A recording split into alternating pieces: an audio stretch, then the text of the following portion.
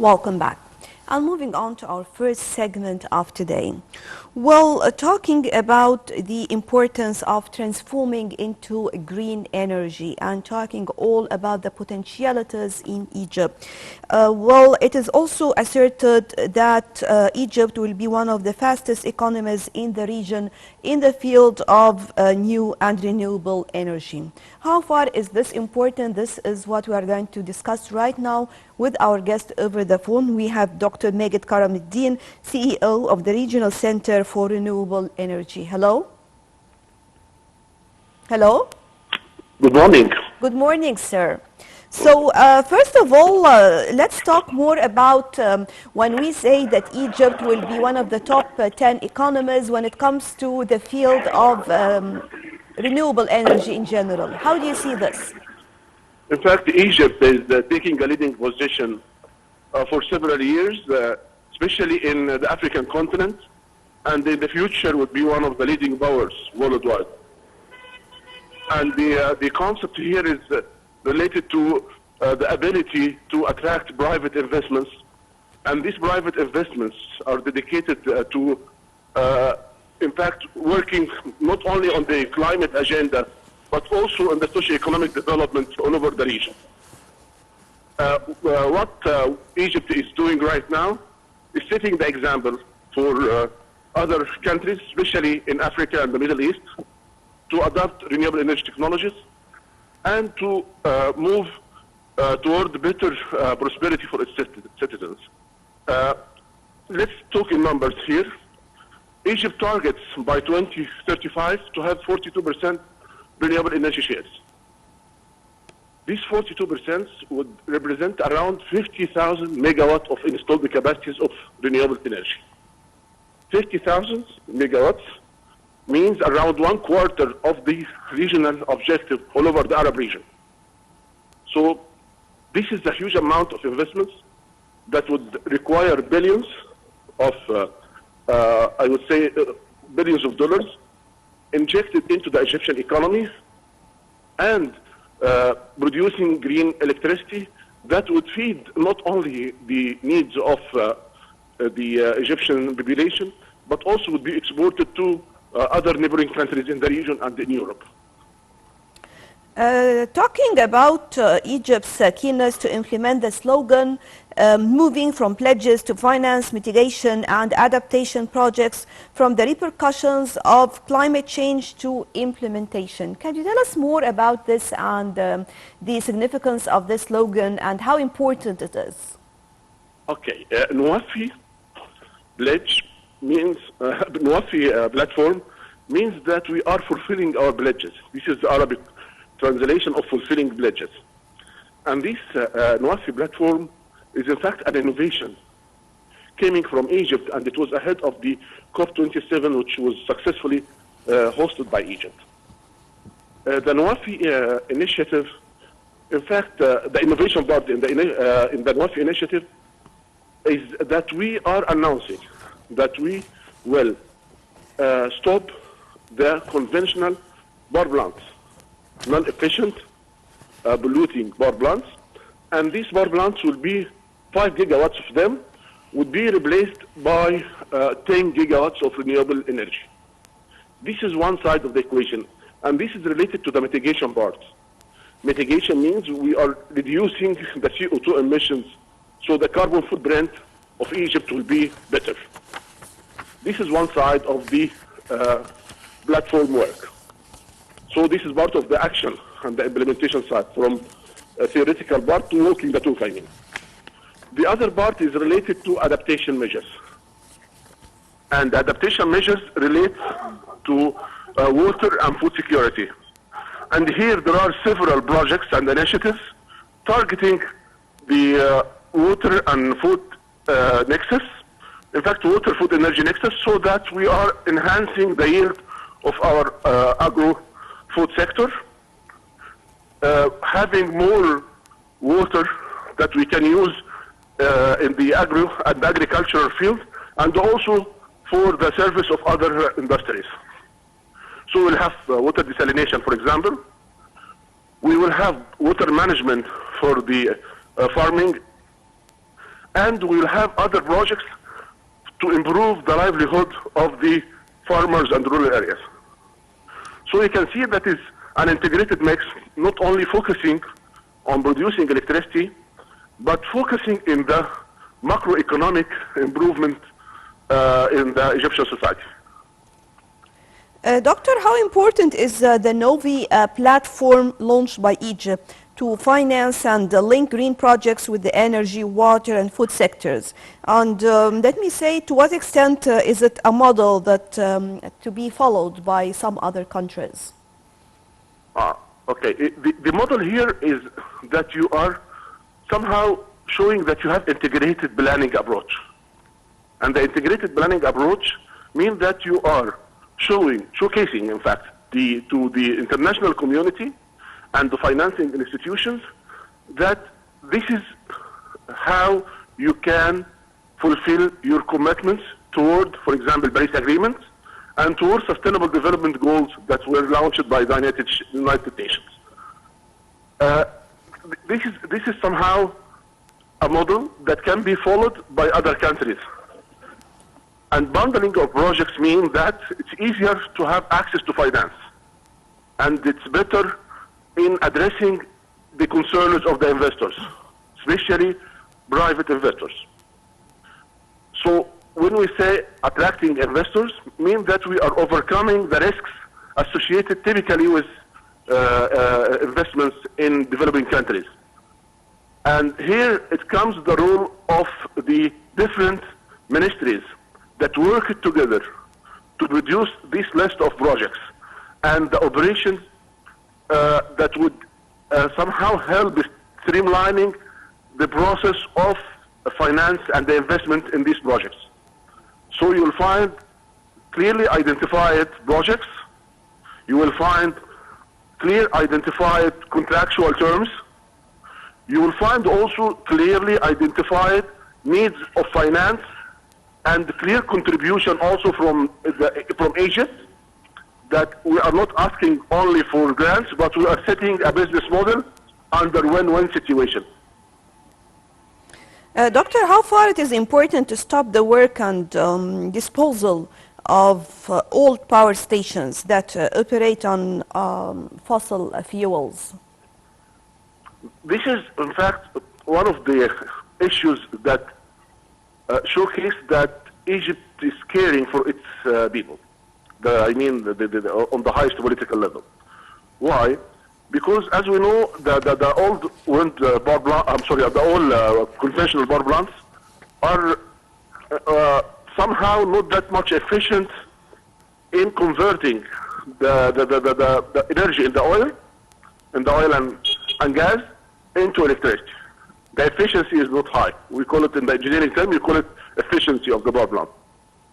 And this means that we are burning more fuel to produce the same amount of electricity. So by resorting to new technologies and to renewable energy, we are avoiding the burning of conventional fuels. And this means that we are lowering the emissions coming out of this. And by lowering the emissions, we are contributing to several things. First of all, we improving the air quality around the power stations. And so this is a local effect. And in return, this would improve the health conditions, it would improve a lot of things. We are all suffering from the emissions and pollutants in the air. The second part, that CO2 emissions themselves are a source of what we call, are the major source of what we call greenhouse gases. And the greenhouse gases are causing to the entire Earth, to the entire globe, they are causing what we call global warming, meaning the increase of temperature of the Earth. And the increase of the temperature of the Earth have dramatic impacts on the entire globe in several countries, including Egypt. Egypt is among some of the most affected countries worldwide because of climate change and because of global warming, of course. And when we think about what are these impacts, we will find, first of all, sea level rise in Alexandria, for example, in our coastal areas, And this would require what we call adaptation measures. That through these adaptation measures, we are protecting these coastal areas from the impact of the higher levels of the sea.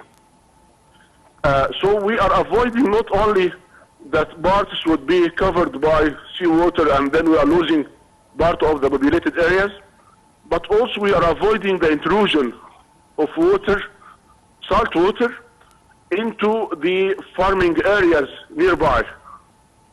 And these are two impacts of vital importance because they are affecting not only the livelihood in these areas, but also they are affecting the productivity of the farming areas and the agro-food industry.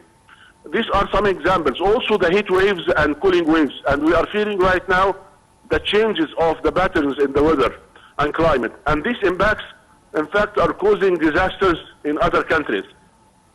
Thanks to God, we are not suffering that much from this impact, but we have seen floods and droughts all over the world because of the climate change. So by working on this direction, we are contributing to the global global efforts toward reducing CO2 emissions and improving the quality of life and contributing to the sustainable development goals as I highlighted earlier. Sir, talking about the role of the private sector in this respect, tell us more about it, how important it is, and are they taking, let me say, they are really playing a positive role in this? Well, globally, the concept that the state invests in services is no longer valid. And you can find electricity, water, telecommunication, etc. services are always better served by private sector. And the role of government here is to protect the consumers and to regulate the market so that all the interests are fulfilled from the consumer side and from also the investor and developer side. The reliance on private investments would give from let's take for example the electricity perspective. Instead of putting huge investments in infrastructure that would require Egypt to rely more on foreign loans and to resort to our financing institutions, you are telling the investor, no, you secure the finance, Egypt will not take the loan, but you build the project and we pay for the electricity price out of this loan. So we avoided the initial cost and we are paying for the electricity generation in a fair price that can be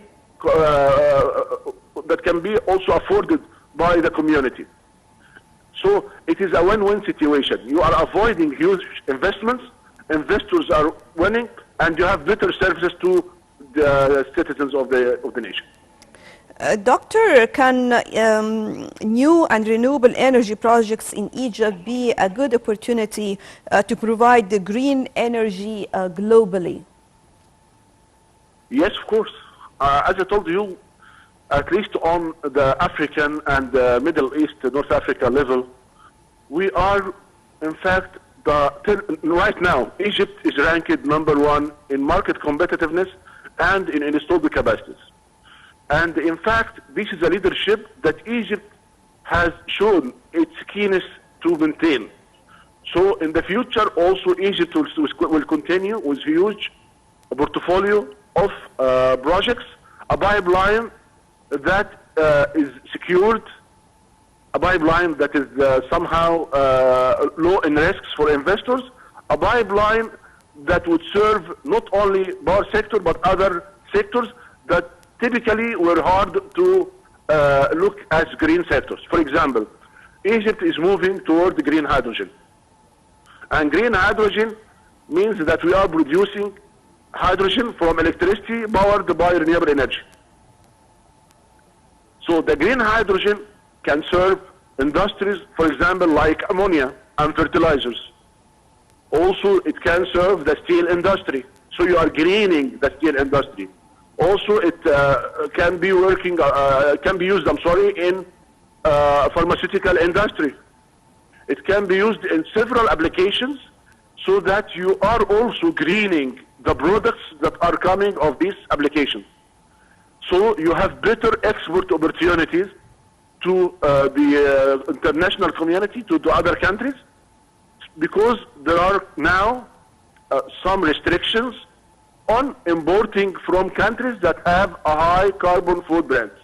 And there is what is called carbon border adjustment mechanism, a taxation that would make products coming from countries that are polluting more expensive than those who are producing from environmentally friendly countries. So you are improving also your export opportunity. You are greening sectors that were difficult to green before, and you are somehow diversifying the sources of income to the global economy, to the global domestic product that you have.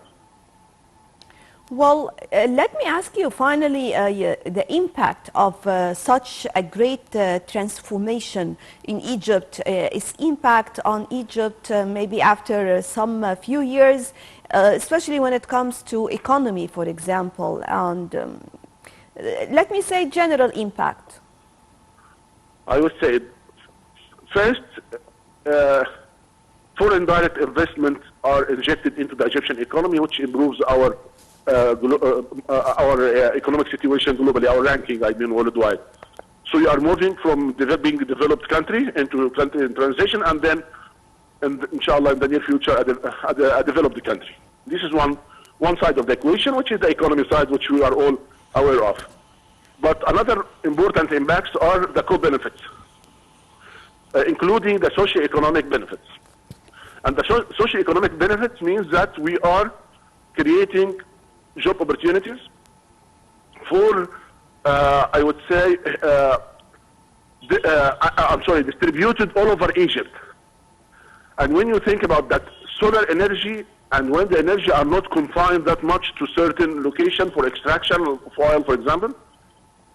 So you can distribute the job creation opportunities all over Egypt. And we set the example with the Benban project, when we had, at the time of construction of the project, more than 10,000 job opportunity created in this area in Benban in Aswan. So imagine that we are having several projects all over Egypt of the size of Benban or more, and this will happen.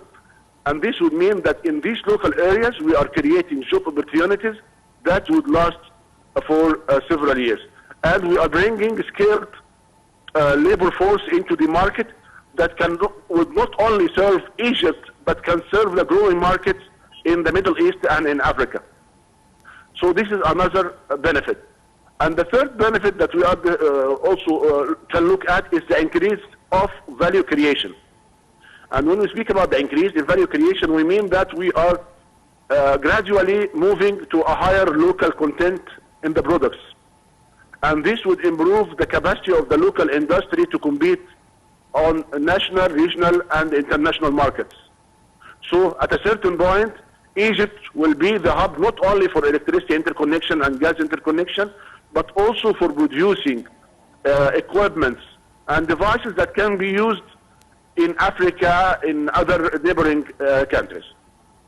So these are all benefits that we can look at, adding to the environmental benefit that we talk about, adding to the health impact, improve the health impact, and so on. Right. Dr. Magued Karam, CEO of the Regional Center for Renewable Energy, thank you very much for joining us.